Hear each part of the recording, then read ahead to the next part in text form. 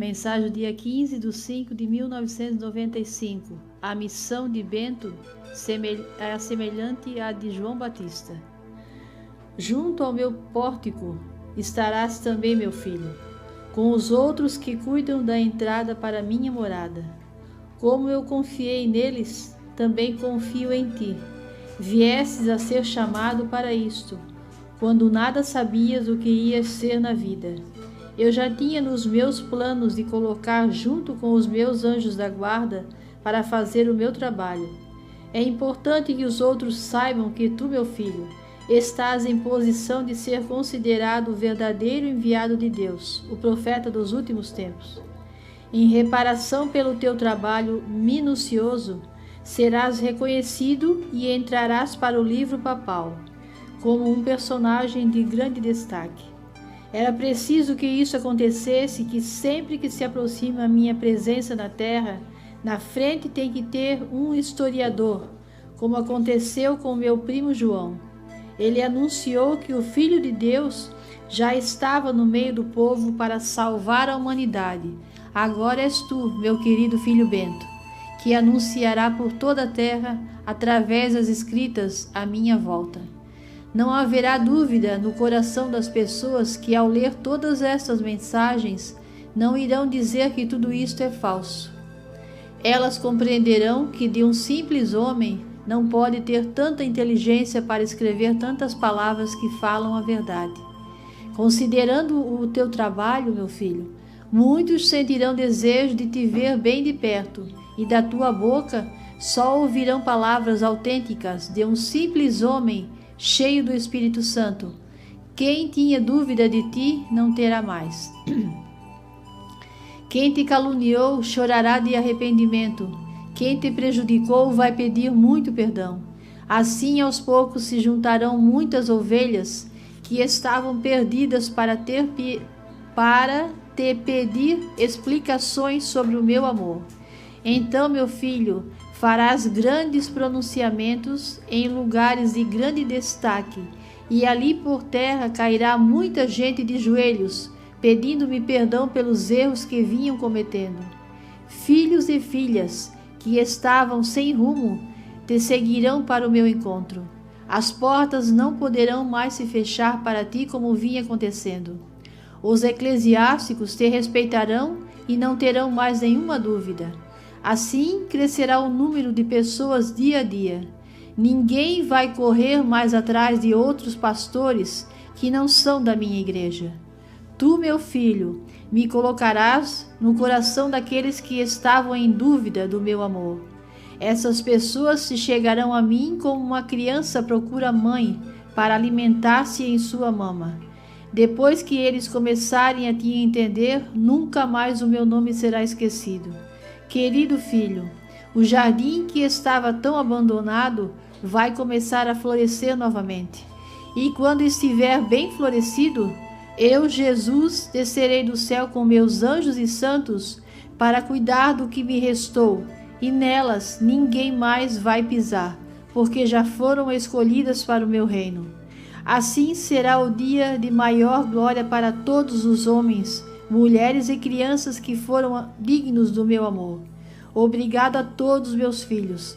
Não se cansem de me esperar, porque em breve todos me verão descer do céu. Jesus. Bom, essa mensagem é de 95 e, por incrível que pareça, né, a gente não tinha o discernimento na época de prestar atenção numa mensagem dessa, como hoje. Já há mais tempo a gente falava sobre isso, né? Mas essa mensagem, quando começou lá em 94, o profeta foi chamado em 72, em 94 começaram as mensagens. E essa aqui então, 95, 15 de maio de 95, devia ter ali umas 100 e poucas mensagens, né? Para 4.708, então foi bem no comecinho. Mas Jesus aqui já dava um parecer para a gente que o profeta não ficaria até o fim, né? A gente não percebia isso, não tinha esse discernimento na época, mas junto ao meu pórtico estarás também, meu filho, com os outros que cuidam da entrada para a minha morada. Junto estarás. Como eu confiei neles, também confio em ti. Viesse a ser chamado para isto. Quando nada sabias o que ias ser na vida, eu já tinha nos meus planos te colocar junto com os meus anjos da guarda. Prestem bem atenção nas palavras. Junto com os meus anjos da guarda, para fazer o meu trabalho. É importante que os outros saibam que tu, meu filho, estás em posição de ser considerado o verdadeiro enviado de Deus, o profeta dos últimos tempos. Em reparação pelo teu trabalho minucioso, serás reconhecido e entrarás para o livro papal como um personagem de grande destaque. Isso em 95. Até o fim das mensagens, quanto que esse profeta foi pelo mundo afora, né? Aqui ele diz que em grandes locais de destaque, né, irás pronunciar a palavra de Deus, como João Batista anunciou. As pessoas, não sei se têm memória fraca ou fazem por maldade, né, se fazem por... por maldade mesmo, eu acho, assim, de dizer que nada aconteceu, o profeta não é reconhecido, né, tudo que falou não se cumpre. Aqui está se cumprindo mais, o comecinho da mensagem já está falando, né, o que aconteceu agora com a gente, dele ter que subir ao céu. Está lá no pórtico, estarás também. Mas as pessoas que, como aqui ele está falando mais para metade da mensagem, né, que irão te procurar, irão pedir perdão, irão dar ouvido às tuas palavras, nunca mais voltarão a procurar pastores de outras igrejas, de outras seitas, né? Vão manter o pé firme no chão. Claro que isso, numa terra onde tem 7 bilhões de pessoas, não vai ser os 7 bilhões. É bem pouco, né, comparado à população do mundo. Então, a população da terra. Então, a gente sabe que, pelas mensagens, Jesus nos diz que são mais de 1 milhão de pessoas convertidas. E ainda está surgindo mais pessoas. Claro que tem aqueles que não acreditaram e estão saindo. Aqueles que não eram verdadeiramente convertidos, né? Esses estão se afastando, não tiveram firmeza. E até nessa mensagem Jesus fala também sobre isso, né? No finalzinho lá ele diz, ó, não se cansem de me esperar, porque em breve todos me verão descer do céu. Então, se hoje o profeta estivesse aqui junto a nós, já estaria fazendo 49 anos, né? Ano que vem é 50 anos que ele foi chamado. Mas quando João Batista anunciou Jesus, por quanto tempo ele ficou anunciando? Quando Jesus veio à Terra, por quanto tempo ele ficou na Terra? Então, aqui não acontece nada, né? Então a gente diz, a gente tem que ter paciência nesse momento que estamos vivendo, que tudo está se cumprindo. Quando Jesus fala aqui nessa mensagem, tantas outras, né? Que és um verdadeiro enviado meu, um verdadeiro profeta. Quem tem o coração aberto para Deus e ama verdadeiramente Deus, ele compreende que isso é verdade. Agora, quem é falso, quem tem uma mania de querer sempre, tudo tem que ser provado, aí não vai aceitar nunca. Né? Tem um ditado que diz, para quem acredita, não precisa muita explicação, mas para quem não acredita, nenhuma explicação é suficiente. Nunca vão acreditar. Então, o profeta ficou em nosso meio por 45 anos, 46, né? 46 anos, bem dizer, não, 45. E o que pôde fazer, né, o que estava no alcance dele, ele fez. Ele viajou para vários países, aqui no Brasil, bem dizer, todos os estados, ele foi falar de Deus, ele foi mostrar a verdade. As pessoas que vinham aqui ao encontro dele encontravam sempre o mesmo profeta, não era outro. Não existiu falsidade, não existiu mentiras, como hoje muitos estão propagando, né? Que é um mentiroso, que foi falso, que lutou contra a igreja. Como lutou contra a igreja se ele trouxe uma grande quantidade de pessoas novamente para a igreja? Tem uma mensagem que Jesus diz, depois que ele foi tocado por Deus e começou a falar para as pessoas, muitos voltaram a pedir perdão a Deus, voltaram para Deus, pessoas que estavam afastadas, até nós aqui mesmo, a família, né? Quantos de nós talvez estaria fora, se não tivesse sido educado lá no comecinho, pelo profeta? Então Deus suscitou esse profeta porque ele quer os filhos perto dele, Ele vem para resgatar os filhos. Ele sabe que uma quantidade comparado aí à terra vai ser pouca, né? Mas ele diz é o suficiente para começar uma nova terra, uma nova população. Os que ficarem, né, serão verdadeiros filhos da luz. A gente sabe também que Jesus diz, os profetas escreveram, né, que quando Lúcifer foi retirado do paraíso, foi expulso do paraíso, uma legião de anjos do mal também o acompanharam. Então essa legião de anjos, de lá para cá, quanto que aumentou? Né? Foi o Padre Pio, eu estava até falando com o Jaci ontem lá em casa, foi o Padre Pio que disse a comparação da chuva, os pingos da chuva com o que tem de demônio na terra? Não, grande areia. Sol, né? Fosse mosquito, né? Hã? O tamanho de grande areia cobriria o sol. O sol todinho foi de demônio. De demônio, né? Então imagina a quantidade que tem. Então imagina vocês assim, ó, a gente começa a questionar sobre isso, né? A pensar nesse assunto e até na conversa em família mesmo, às vezes surge é uma brincadeira, mas às vezes é uma brincadeira de mau gosto, né? Assim, tudo é culpa do inimigo agora, né? Tudo é culpa dele, mas é dele a culpa. Sempre foi. Se não é nada do bem que está acontecendo, é coisa ruim, é culpa do inimigo, porque eles são em vários, né? Milhões, imagina vocês, milhões de tipos de demônio devem existir. Até uns demônios que aparentemente são bonzinhos, mas não são. Eles estão ali para distorcer a ideia de que Deus é Deus, né? Que a Virgem Maria é mãe de Deus, que ela é pura, que os santos são santos mesmo. Então, às vezes, porque eles estão aonde, esses demônios? Não estão aí em forma de demônio. Eles estão incorporados em pessoas como a gente, normais, aparentemente, né? Mas lá dentro deles, no íntimo deles, está um espírito mau. Até nos animais deve estar infiltrado. Animais que matam as pessoas, né? Que fazem mal para as pessoas. Deve não, com certeza é. Então a gente diz, mas será que agora tudo é culpa dele? Será que é mesmo? Podem ter certeza disso. Outra coisa que nós deveríamos olhar muito é o que a gente faz na casa da gente, né? O que a gente bota dentro da casa da gente.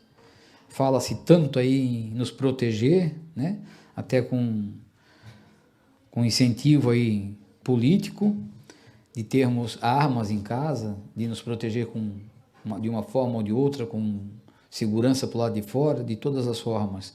Mas se o ser humano fosse obediente e acreditasse realmente em Deus, a nossa proteção está em Deus. Imagine vocês que desde que o pai foi chamado, né, o profeta foi chamado, ele naquela época já existia, já tinha veículo, né? Mas sempre que depois que começou a melhorar a situação dele, ele começou a adquirir uns veículos melhores. E nunca fez seguro. Nunca teve seguro dos carros dele. Até o povo lá do Canadá, quando estavam aqui, né, perguntaram para ele, mas não consigo acreditar, seu Bento. Se eu tenho um carro desse e não tem seguro. E o pai dizia, o meu seguro é Deus. Aí as pessoas podem questionar, né? Mais uma vez foi roubado, mas foi recuperado. Né? Mas Deus testa a gente.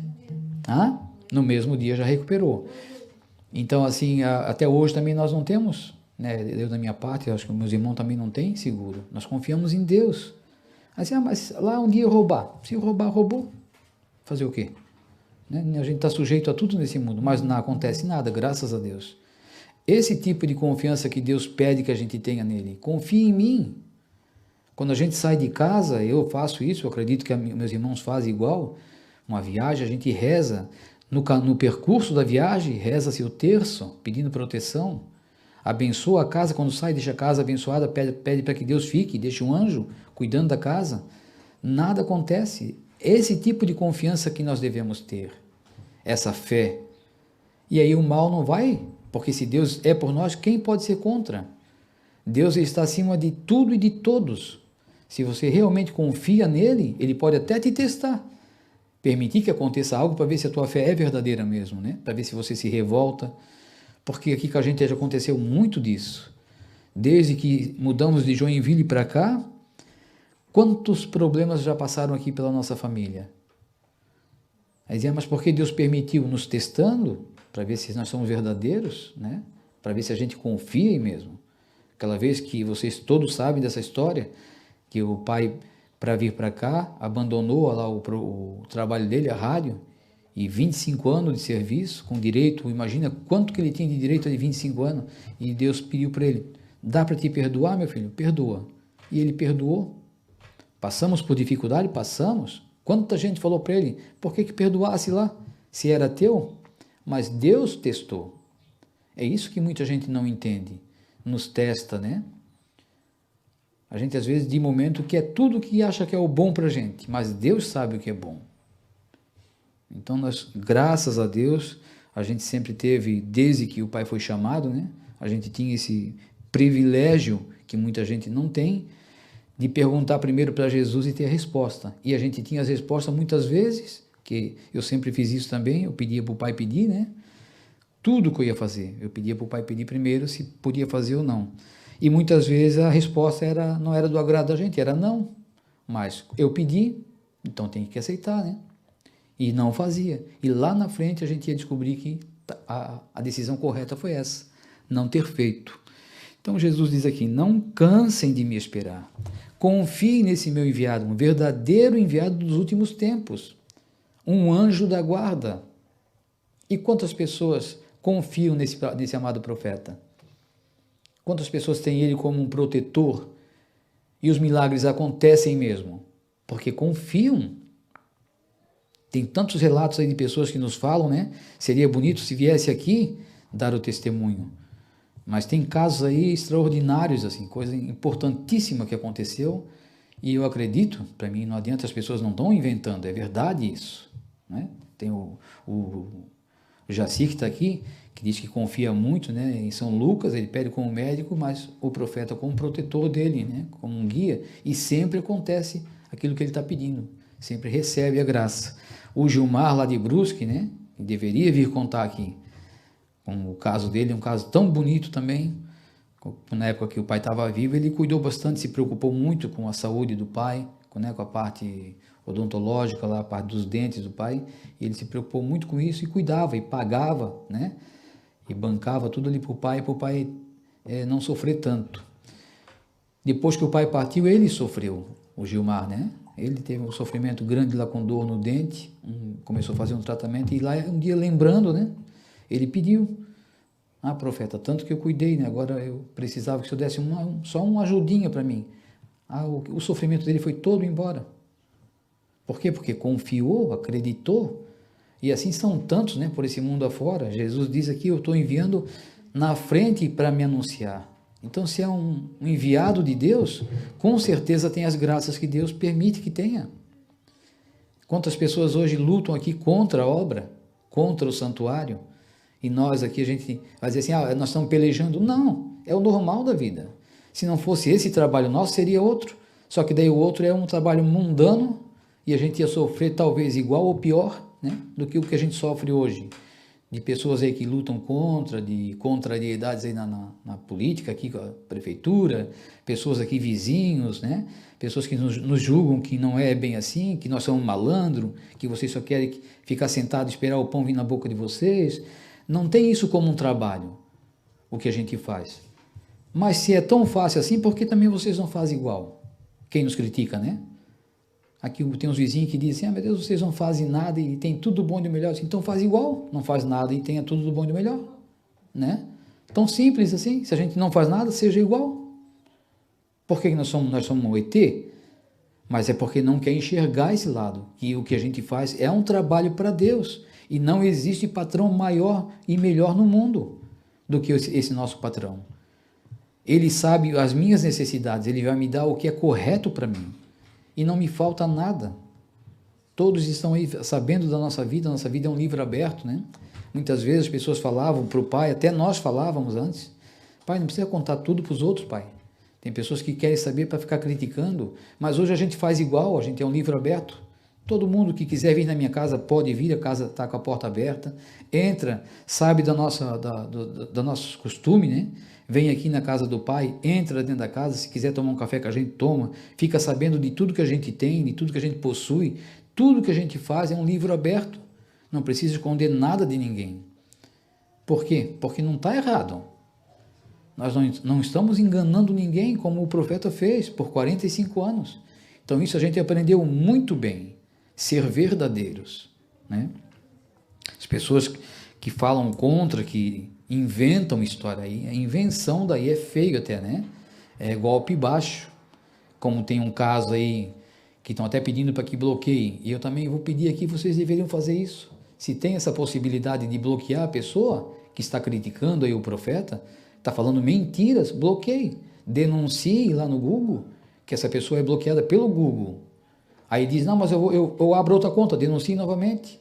Uma hora ele vai cansar, ou ela, que seja quem for, né? Mas mentiu de uma forma tão feia que está lá, mandaram para mim, eu li, dizendo que quando teve aqui a primeira vez, dormiu aqui na casa do profeta, né? A primeira vez que veio para cá, e dormiu aqui na casa do profeta, e acordou de madrugada e foi na capelinha rezar. Já é uma mentira, porque quando veio para cá, a capelinha não era ali, era outra capelinha, né?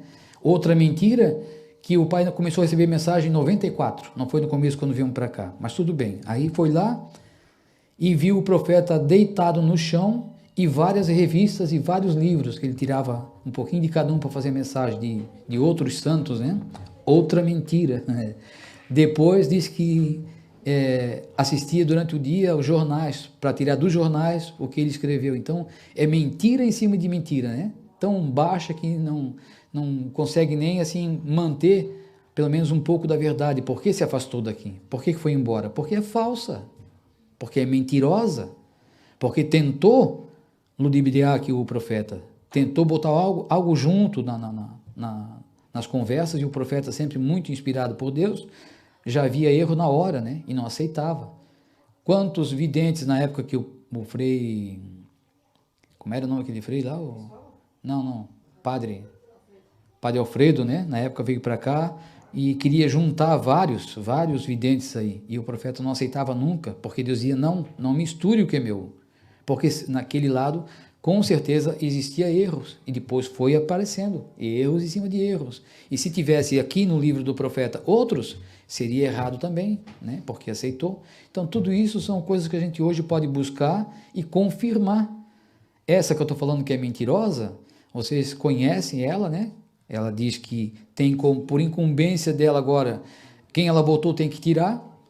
Então, quem ela botou, se não for verdadeiro, que tire. Que é fácil, porque Jesus diz na mensagem, quem não for verdadeiro, eu vou tirar do meio de vocês. Até moradores daqui estão saindo daqui. Por quê? Porque não são verdadeiros, estão lutando contra. É uma obra de Deus isso, não é brincadeira, gente. É a mesma coisa quem, em conversa lá, a gente conversando, quem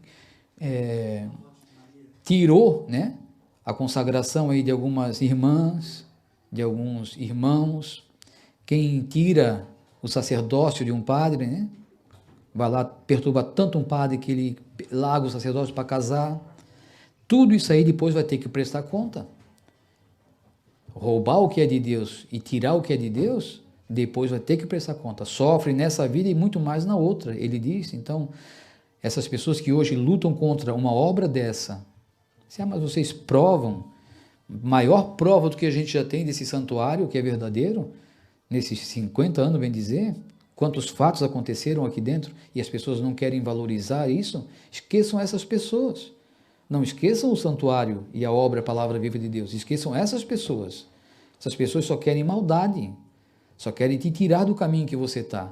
Ele te ajudou no começo que você estava lá pelejando, né? Estava sofrendo, ele foi lá te dar palavras de conforto? Não. Quando ele vê que você está caminhando de uma forma correta, quer te tirar do caminho correto.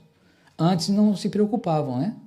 Assim foi a nossa vida um bom tempo. Enquanto a gente caminhava errado, tinha vários amigos. Tudo era alegria, tudo era brincadeira, a gente era visitado muito mais pela própria família. Quando nós começamos a caminhar correto, essas pessoas se afastaram. Tentaram primeiro nos tirar também, né? Tentaram nos jogar contra o pai, parentes nossos, né?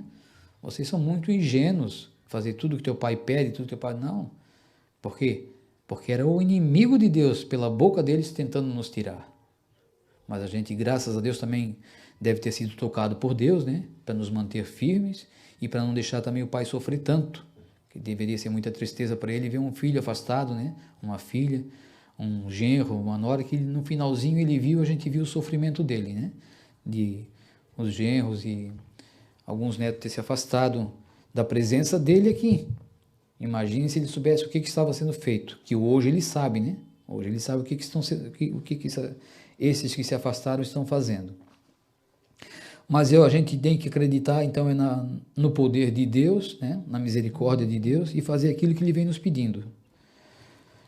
Não se cansem de me esperar, porque em breve todos me verão descer do céu. Todos vão ver. Agora, aquele que não teve paciência de esperar Ele vai sofrer daí para a eternidade, né? Pensem todos nisso.